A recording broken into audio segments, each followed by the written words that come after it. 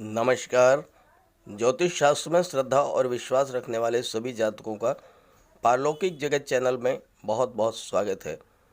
आज के इस वीडियो में हम बात करेंगे नवंबर का महीना वृश्चिक राशि के जातकों के लिए किन किन खुशियों की सौगात लेकर आ रहा है, क्या होगा ग्रहों का प्रभाव और हम क्या कर सकते हैं उपाय उनको अपने अनुकूल करने के लिए।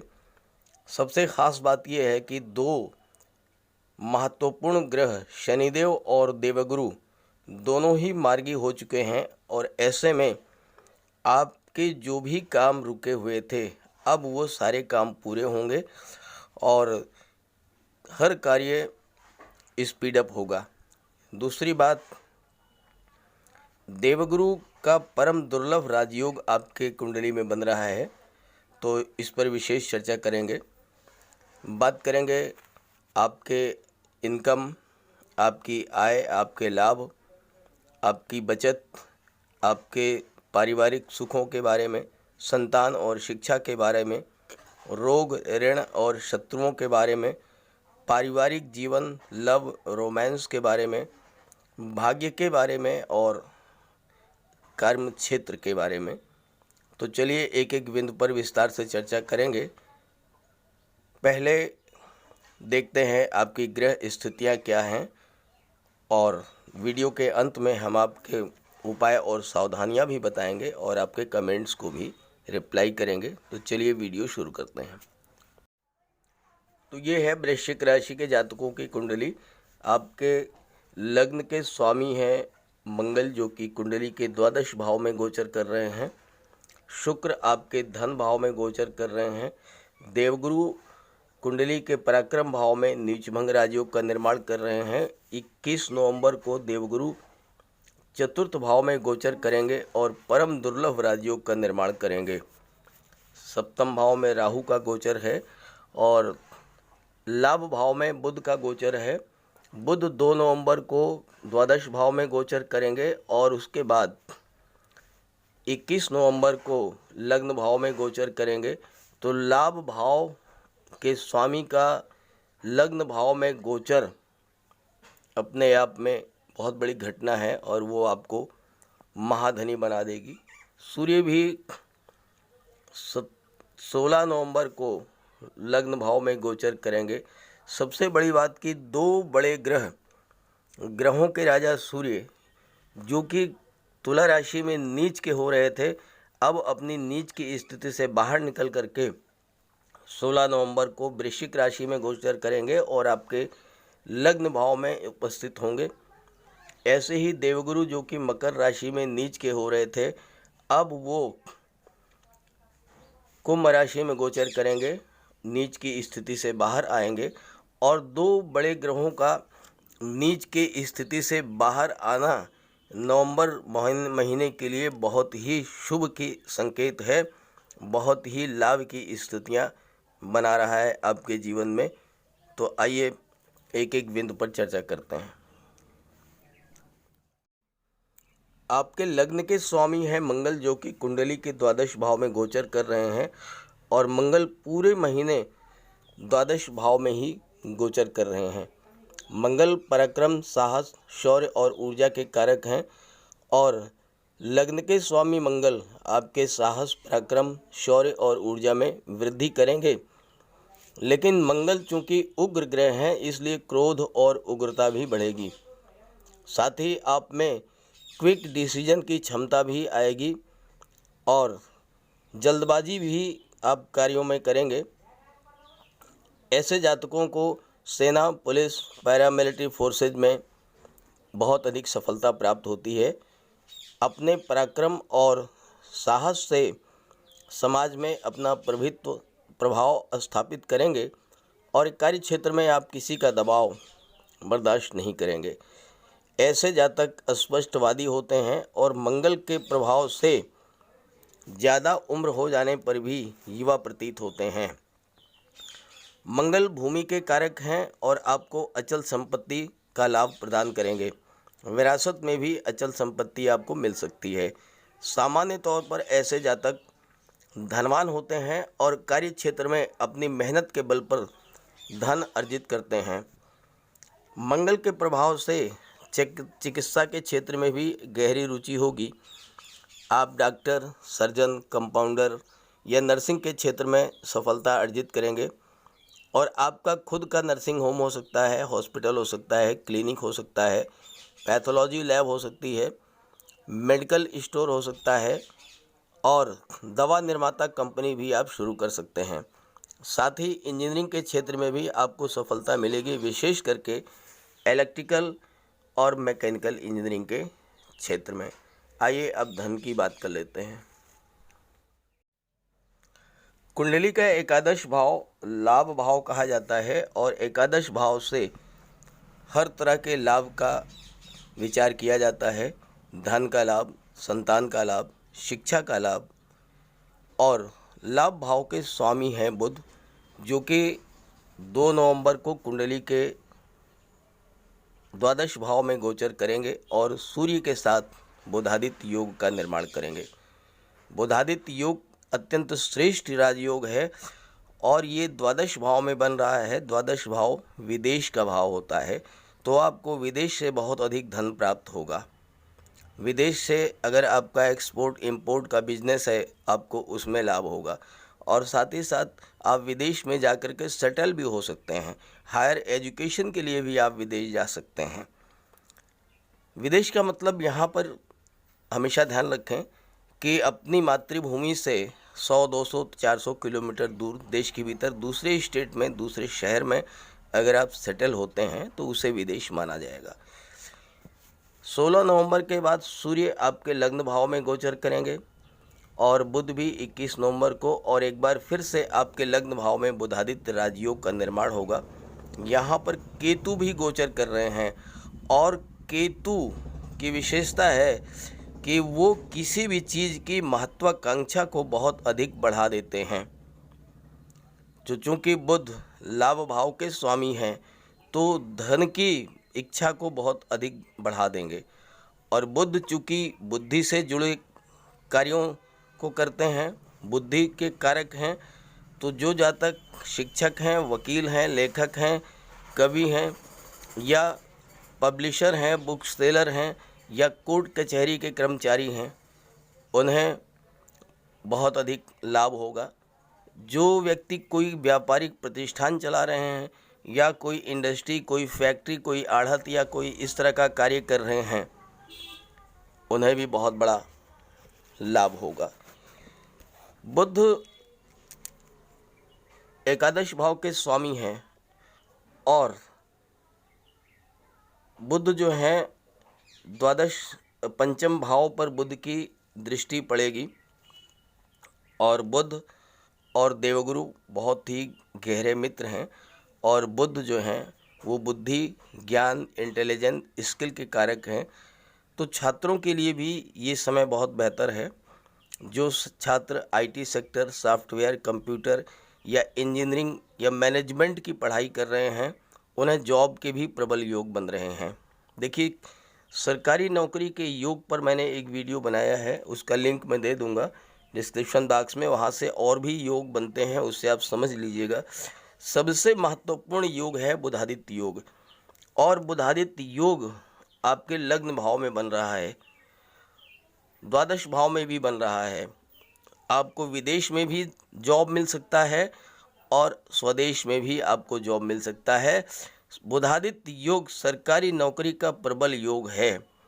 तो जो जातक कॉम्पिटिटिव एग्ज़ाम्स की तैयारी कर रहे हैं, आईएएस, आईपीएस या सिविल सर्विसेज की तैयारी कर रहे हैं, या शिक्षक बनना चाहते हैं, वकील बनना चाहते हैं या डॉक्टर बनना चाहते हैं, उनके लिए स्थितियां बहुत ही फेवरेबल हैं।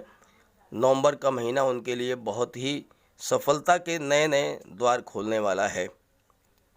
इसके अलावा जो जातक आर्ट, म्यूज़िक, एक्टिंग, लेखन, अभिनय या पत्रकारिता और सोशल मीडिया से जुड़े हुए हैं, व्यापारी हैं या शेयर मार्केट पूंजी निवेश से जुड़े हुए हैं, या ड्राइंग, पेंटिंग, डांस, एक्टिंग, संचार क्षेत्र और फिल्म इंडस्ट्री से जुड़े हुए हैं, इन जातकों को भी बहुत अधिक सफलता और धन लाभ के योग बन रहे हैं नवंबर 2021 में। अब बात करते हैं धन भाव में गोचर कर रहे शुक्र के बारे में। धन, वैभव, ऐश्वर्य और सुखों के कारक शुक्र का गोचर आपकी कुंडली के धन भाव में हो रहा है। धन भाव में शुक्र का गोचर अपने आप में एक विलक्षण ज्योतिषी घटना है, क्योंकि शुक्र धन, वैभव, ऐश्वर्य और सुखों के कारक हैं और शुक्र स्वयं जब द्वितीय भाव में गोचर कर रहे हैं तो आपको हर तरह से धन का लाभ कराएंगे। द्वितीय भाव से हमें अपने धन के संचय, रत्न, आर्थिक स्थिति और परिवार का विचार किया जाता है। तो परिवार से आपके संबंध बहुत अच्छे होंगे, एक दूसरे के प्रति प्रेम व स्नेह होगा और साथ ही साथ द्वितीय भाव वाणी का भी होता है। शुक्र के प्रभाव से आपकी वाणी अत्यंत मधुर होगी। आपको महंगे वस्त्र, आभूषण, इन सब का बहुत बड़ा शौक़ होगा। खाने पीने की रुचि होगी आप में, अच्छा खाने पीने की। और साथ ही साथ शुक्र जो है वो सुख सुविधा की वस्तुओं के कारक हैं, तो आप महंगे कपड़ों, आभूषण और श्रृंगार के प्रसाधनों पर अपना धन खर्च करेंगे। और साथ ही साथ कला से बहुत बड़ा आपका लगाव होता है। तो वो जातक जो कि सौंदर्य प्रसाधन, मेकअप, ज्वेलरी या फैशनेबल कपड़े, क्रीम या श्रृंगार से संबंधित वस्तुओं का व्यापार व्यवसाय कर रहे हैं, उन्हें बहुत अधिक धन की प्राप्ति होगी। धन भी आएगा और धन का संचय भी होगा।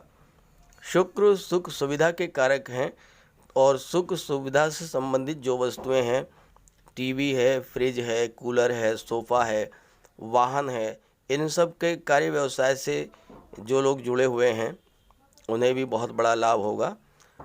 धन का अभाव आपको कभी भी नहीं होगा और विशेषकर स्त्रियों से, आपको महिलाओं के सहयोग से धन का लाभ होगा। आपके परिवार के लोगों को हर तरह की सुख सुविधाओं के साधन प्राप्त होंगे। और अगर आपका विवाह इस गोचर काल में होता है तो धनाढ्य ससुराल मिलेगी और पत्नी की ओर से भी धन का लाभ आपको होगा। शुक्र के प्रभाव से जो जातक रेडीमेड गारमेंट्स, कॉस्मेटिक, श्रृंगार प्रसाधन, महिलाओं के श्रृंगार प्रसाधन जैसे चूड़ी, बिंदी, कंगन, आर्टिफिशियल ज्वेलरी, परफ्यूम्स, इन सब का व्यापार व्यवसाय करते हैं, या ड्रेस डिज़ाइनिंग, फैशन डिज़ाइनिंग का व्यापार व्यवसाय करते हैं, या गिफ्ट आइटम्स, इवेंट मैनेजमेंट और डेकोरेशन का कार्य करते हैं, ऐसे जातकों को बहुत अधिक धन का लाभ होगा। जो सोना, चांदी, हीरे, मोती, जवाहरात का व्यापार व्यवसाय करते हैं, स्वर्णकार हैं और जौहरी हैं, उन्हें भी बहुत बड़ा लाभ होगा। साथ ही साथ होटल, रेस्टोरेंट, ट्रांसपोर्ट, टूरिज़्म और सर्विस प्रोवाइडिंग एजेंसी से जुड़े हुए जातकों को भी धन का बहुत बड़ा लाभ होगा। देवगुरु आपके कुंडली के पराक्रम भाव में नीच भंग राजयोग का निर्माण कर रहे हैं। इस राजयोग के बारे में यहाँ पर चर्चा नहीं कर पाऊँगा, केवल आपको इतना बता दूँ कि इसका लिंक मैंने डिस्क्रिप्शन बॉक्स में दे दिया है, वहाँ से आप पूरी तरह से समझ लीजिएगा। यहाँ पर चूँकि देवगुरु ज्ञान के, धन के, मान सम्मान, पद प्रतिष्ठा, धर्म और सत्कर्म के कारक हैं, तो आपके पराक्रम में वृद्धि करेंगे, यानी आपके ज्ञान में वृद्धि करेंगे और आप अपने ज्ञान के बल पर सफलता अर्जित करेंगे। और देवगुरु की दृष्टि आपके कुंडली के भाग्य भाव पर पड़ रही है और भाग्य भाव के स्वामी हैं चंद्रमा। देवगुरु की दृष्टि चंद्रमा पर जब पड़ती है तो गज केसरी राजयोग बनता है और ये स्थिति नवंबर के महीने में कम से कम 3 बार जरूर बनेगी, क्योंकि चंद्रमा का गोचर 2.5 दिन का होता है एक राशि में। तो जब चंद्रमा कर्क राशि में होंगे या चंद्रमा कन्या राशि में होंगे या चंद्रमा जब वृषभ राशि में होंगे तो गज केसरी राजयोग भी बनेगा। और ये राजयोग इतना श्रेष्ठ राजयोग है कि आप जो कुछ भी चाहेंगे वो सब प्राप्त कर लेंगे। देवगुरु 21 नवंबर तक पराक्रम भाव में गोचर करेंगे और 21 नवंबर के बाद आपकी कुंडली के सुख भाव में गोचर करेंगे, जहां पर देवगुरु का विशिष्ट राजयोग बनता है। आइए उसके बारे में बात करते हैं। 21 नवंबर को देवगुरु अपने नीच की राशि से बाहर आएंगे और आपकी कुंडली के चतुर्थ भाव में गोचर करेंगे, जिसे कि सुख भाव कहते हैं। चतुर्थ भाव केंद्र का भाव है और चतुर्थ भाव में देवगुरु महाबली होते हैं। देवगुरु के बारे में ज्योतिष शास्त्र में कहा गया है कि किंग कुर्वन्ति सर्वग्रह यश केंद्रे बृहस्पति, अर्थात वो जातक जिसकी कुंडली के केंद्र के भाव में देवगुरु विराजमान हो, उस पर कुंडली के अन्य किसी भी भाव में गोचर कर रहे ग्रह के अशुभ प्रभाव का कोई असर नहीं होता है। कहने का मतलब ये है कि अगर आपकी कुंडली के केंद्र के भाव में पहले, चौथे, सातवें और 10वें इन भाव में अगर देवगुरु गोचर कर रहे हैं अगर आपकी जन्म कुंडली में, तो आप नोट कर लीजिए, कितनी भी बड़ी परेशानी आए, कितनी भी बड़ी मुसीबत आए, आपका कोई नुकसान नहीं होगा। आपको देवगुरु हर तरह की परिस्थिति से बाहर निकाल लाएंगे। हर तरह के कष्ट जो हैं वो आपके हटा देंगे, अपने ऊपर ले लेंगे और आपको सुरक्षित रखेंगे। देवगुरु चतुर्थ भाव में आपको सुखों में वृद्धि करेंगे। पारिवारिक सुख प्राप्त होगा। भाई बहनों के बीच स्नेह और प्रेम रहेगा। साथ ही साथ आपके ज्ञान और बुद्धि में भी वृद्धि करेंगे। आप अत्यंत वाक्पटु होंगे, ज्ञानवान होंगे, महाधनी होंगे और प्रतिभाशाली होंगे। समाज में आपको मान सम्मान प्राप्त होगा। परिवार के मुखिया के रूप में आप अपने कुल खानदान के मान सम्मान और यश में वृद्धि करेंगे। भाई बहनों का, परिवारिक जनों का स्नेह और सम्मान आपको प्राप्त होगा। चतुर्थ भावस्थ देवगुरु के बारे में कहा गया है, सुखे जीवे सुखी लोके सुभगो राजपूजिता विजितारिः कुलाध्यक्षो गुरु भक्तस्य जायते, अर्थात ऐसा जातक जिसकी कुंडली के केंद्र के भाव में देवगुरु गोचर कर रहे हैं वो अत्यंत रूपवान होता है, प्रतिभाशाली होता है, संसार के सभी सुखों का उपभोग करता है, शत्रुओं पर विजय प्राप्त करता है और अपने परिवार और कुल का मुखिया होता है और गुरु का भक्त होता है। और ये गुरु का गोचर आपकी कुंडली के चतुर्थ भाव में 21 नवंबर को हो रहा है और ये अप्रैल 2022 तक आपके कुंडली के चतुर्थ भाव में ही देवगुरु का गोचर रहेगा। तो ये आपको बहुत बड़ा, एक कह सकते हैं कि गोल्डन अपॉर्चुनिटी है, आपके लिए स्वर्णिम अवसर है। आप जीवन में हर क्षेत्र में तरक्की करेंगे। देवगुरु आपको महत्वाकांक्षी बना देंगे और आप अपने उद्यम और परिश्रम से अपनी महत्वाकांक्षा को पूरा भी करेंगे, क्योंकि द्वादश भाव में गोचर कर रहे मंगल की चतुर्थ दृष्टि जो है वो आपके पराक्रम भाव पर पड़ रही है। तो मंगल आपके पराक्रम, साहस, ऊर्जा और शौर्य में वृद्धि करेंगे, जिससे आप अपनी हर महत्वाकांक्षा को पूरा करेंगे। बस आपको करना ये है कि माता पिता, गुरु और वृद्धजनों का सम्मान करें, अच्छे कार्य करें। पारिवारिक जीवन आपका सुखमय होगा, घर आपका बहुत बड़ा होगा और आपका स्वभाव अत्यंत मृदु होगा। आपका घर हर सुख सुविधाओं से पूर्ण होगा। सरकारी आवास का भी सुख आपको प्राप्त हो सकता है।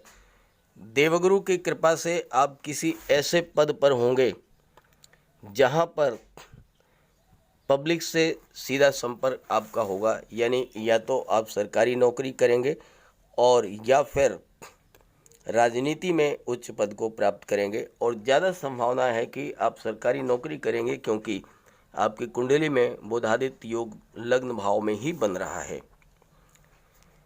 जहाँ तक पंचम भाव की बात है, पंचम भाव के स्वामी देवगुरु हैं और देवगुरु और सुख भाव में देवगुरु का गोचर है, तो संतान की तरफ से भी आपको शुभ समाचार प्राप्त होगा। जहाँ तक कॉम्पिटिटिव एग्ज़ाम्स के बारे में मैं शुरू में ही चर्चा कर चुका हूँ, प्रतियोगी छात्रों के लिए बहुत ही स्थितियाँ बेहतर हैं। बस एक बात यहाँ पर मैं कहना चाहूँगा कि चूँकि मंगल सर्जरी के कारक होते हैं और द्वादश भाव, पंचम भाव जो है ये संतान का होता है। तो अगर आप गर्भवती माता हैं तो आपको विशेष सावधानी रखनी होगी इस गोचर काल में, क्योंकि मंगल के प्रभाव से संतान की प्राप्ति आपको अगर होती है तो वह सर्जरी से सीजेरियन ऑपरेशन के थ्रू होगी, इसलिए विशेष सावधानी बरतनी है। आइए बात करते हैं छठे भाव के बारे में। कुंडली के छठे भाव से रोग, ऋण, शत्रु और विघ्न बाधाओं का विचार किया जाता है और छठे भाव के स्वामी है मंगल। मंगल जो है द्वादश भाव में गोचर कर रहे हैं और मंगल की सीधी दृष्टि छठे भाव पर पड़ रही है। मंगल को शत्रुहंता कहा जाता है, तो शत्रुओं का विनाश कर देंगे। शत्रुओं से आपको डरने की ज़रूरत नहीं है। दूसरी बात, मंगल आपके लग्न के स्वामी हैं और मंगल आपके पर्सनालिटी को इतना स्ट्रांग बना देंगे, इतना वेल बिल्ट पर्सनालिटी होगी, इतनी डैशिंग पर्सनालिटी होगी आपकी कि शत्रु डर के मारे खुद ही भाग जाएंगे। आपके पास आने का कोई मतलब ही नहीं रह जाता है, आपके पास वो नहीं आएंगे। और आपने देखा भी होगा कि जो जातक पुलिस में हैं या सेना में हैं या पैरामिलिट्री फोर्सेज में हैं, तो उनके पास जल्दी कोई जो है शत्रुता करने के लिए नहीं जाता है, दूर ही दूर रहते हैं, डरते हैं लोग, क्योंकि उनकी पर्सनालिटी को देख करके जो है उनके मन में, शत्रुओं के मन में भय होता है। इसलिए रोग और ऋण, शत्रु, इन सब से आपको घबराने की बात नहीं है। ऋण की बात तो समाप्त कर दीजिए, क्योंकि शुक्र आपके धन भाव में है, तो इतना आपको धन देंगे कि ऋण होगा तो ऋण समाप्त हो जाएगा। बात करें सप्तम भाव की, तो सप्तम भाव के स्वामी हैं शुक्र, जो कि धन भाव में गोचर कर रहे हैं और शुक्र सप्तम भाव में योग कारक होते हैं। शुक्र नैसर्गिक रूप से सौंदर्य के कारक हैं और आपका विवाह अगर इस गोचर काल में होता है तो अत्यंत सुंदर और आकर्षक जीवन साथी आपको प्राप्त होगा। आपका जीवन साथी राजसी स्वभाव का होगा और आपसे बहुत अधिक प्यार करेगा। शुक्र आपकी इच्छाओं को पूरा करेंगे। शुक्र आपके व्यक्तित्व में चुंबकीय आकर्षण उत्पन्न करेंगे। मीठी वाणी होगी आपकी, उत्तम स्वभाव होगा, जिससे कि लोग आपकी ओर आकर्षित होंगे और साथ ही साथ आप सफलता प्राप्त करेंगे। सप्तम भाव के स्वामी होने से शुक्र आपको हर तरह के सांसारिक सुख प्रदान करेंगे। शानदार मकान, शानदार वाहन, खाने पीने के लिए अच्छे भोज्य पदार्थ और हर प्रकार के भौतिक सुख। सप्तम भाव पार्टनरशिप का होता है और स्त्रियों के साथ पार्टनरशिप से आपको सफलता प्राप्त होगी। अपने जॉब, कैरियर और प्रोफेशन में आप महिलाओं के सहयोग से ही आगे बढ़ेंगे। और चूंकि दशम का दशम होने के कारण कर्म क्षेत्र को भी प्रभावित करेगा, तो आप शुक्र के संबंधित कार्य जैसे संगीत, नृत्य, वादन, लेखन, अभिनय, एक्टिंग, डायरेक्शन या सोशल मीडिया, पत्रकारिता, इन सब क्षेत्रों में आपको सफलता प्राप्त होगी। कुंडली का अष्टम भाव सबसे खराब भाव माना जाता है और अष्टम भाव के स्वामी है बुध। और बुध आपके लग्न भाव में बुधादित्य योग का निर्माण कर रहे हैं, द्वादश भाव में बुधादित्य योग का निर्माण कर रहे हैं और साथ ही साथ लग्न भाव पर शुक्र की सीधी दृष्टि पड़ रही है। अष्टम भाव में शुक्र की दृष्टि को शुभ माना जाता है। अष्टम भाव में शुक्र उत्तम फल देते हैं, आपको दीर्घायु बनाएंगे, आपकी उम्र को लंबी करेंगे, रोगों से मुक्त दिलाएंगे और महाधनी बनाएंगे। आप लग्जीरियस लाइफ स्टाइल में जीवन बिताएंगे। दूसरे शब्दों में आपका जीवन राजा के समान होगा। अष्टम भाव में शुक्र आपको बहुत सारी यात्राएं भी कराएंगे और विदेश यात्रा विशेष करके कराएंगे, क्योंकि शुक्र जो हैं वो द्वादश भाव के स्वामी हैं और द्वादश भाव का संबंध विशेष विदेश से होता है, तो आप विदेश यात्राएं भी खूब करेंगे और विदेश से धन भी प्राप्त करेंगे। अष्टम भाव को मांगल्य या मंगल सूत्र से संबंधित भाव भी कहा जाता है। तो अगर आप महिला हैं तो विवाह के बाद आपको हर प्रकार के सांसारिक सुख प्राप्त होंगे। आपके पति धनवान होंगे और विवाह के बाद उनकी आर्थिक स्थिति में सुधार होगा। आपको सरकार या सरकारी पक्ष से भी धन लाभ होगा स्वभाव से आप प्रैक्टिकल होंगे, नज़रिया आपका भौतिकवादी होगा। और चूँकि अष्टम भाव भूमि से नीचे के दबे हुए पदार्थों का भी होता है, तो वो जातक जो कि mines and minerals, petroleum, diesel, gas, metals, इन सब का व्यापार व्यवसाय करते हैं, उन्हें लाभ होगा। वो जातक जो कि कंस्ट्रक्शन वर्क से जुड़े हुए हैं, या जो जातक कंस्ट्रक्शन मटेरियल सप्लायर हैं, या जो डॉक्टर हैं, सर्जन हैं, या जो रिसर्च से जुड़े हुए हैं, ऐसे जातकों को बहुत बड़ा लाभ होगा। जहाँ तक भाग्य भाव की बात है, तो मैंने पहले ही चर्चा कर दी है कि देवगुरु की दृष्टि भाग्य भाव पर पड़ रही है, तो भाग्य का आपको फुल सपोर्ट मिलेगा और भाग्य के सहयोग से आप आगे बढ़ेंगे। अब बात कर लेते हैं कर्म क्षेत्र के बारे में। कुंडली के दशम भाव से इस बात का विचार किया जाता है कि आप किस क्षेत्र में कार्य करेंगे, आपकी आजीविका का साधन क्या होगा, आपका जॉब, कैरियर, प्रोफेशन क्या होगा। तो पंचम दशम भाव के स्वामी हैं सूर्य, और सूर्य आपके लग्न भाव में बुधादित्य योग का निर्माण कर रहे हैं। तो ज़्यादा से ज़्यादा संभावना इस बात की है कि आप सरकारी नौकरी में होंगे, सरकारी नौकरी में होंगे, या प्रशासनिक सेवा में जा सकते हैं, या न्यायिक सेवा में जा सकते हैं, और या फिर राजनीति में जा सकते हैं। साथ ही साथ बुध के प्रभाव से आप व्यापार के क्षेत्र में भी आपको सफलता प्राप्त हो सकती है। इसके अलावा जो जातक सोनार हैं, जौहरी हैं, तांबा, सोना, माड़ी के इन सब का व्यापार व्यवसाय करते हैं, उनको भी लाभ होगा। और चूँकि मंगल आपके लग्न के स्वामी हैं, तो ऐसे में आप जो है फोर्स में भी जा सकते हैं, आर्मी में जा सकते हैं, पैरामेडिकल फोर्सेज में जा सकते हैं, रक्षा विभाग में आपको कार्य मिल सकता है। साथ ही साथ मंगल चूँकि चिकित्सा और सर्जरी के भी कारक होते हैं, तो आप डॉक्टर हो सकते हैं, सर्जन हो सकते हैं, मेडिकल ऑफिसर हो सकते हैं, सीएमओ या सीएमएस हो सकते हैं, आपका मेडिकल स्टोर हो सकता है, खुद का आपका नर्सिंग होम हो सकता है, आपकी डिस्पेंसरी हो सकती है। तो इन सब क्षेत्रों में आपको ज़बरदस्त लाभ होगा और इन्हीं सब क्षेत्रों में आपको जॉब मिलने की संभावनाएं भी हैं। आइए बात कर लेते हैं उपाय और सावधानियां।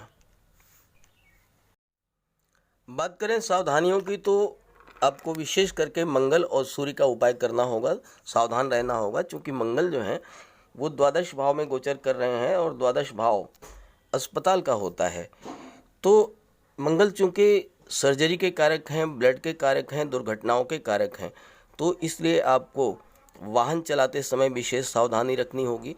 और साथ ही साथ अगर गर्भवती माता हैं तो आपको विशेष ध्यान रखना होगा, डॉक्टर से लगातार संपर्क में रहें और उनसे चिकित्सक जो उनकी राय हो उसको फॉलो करें।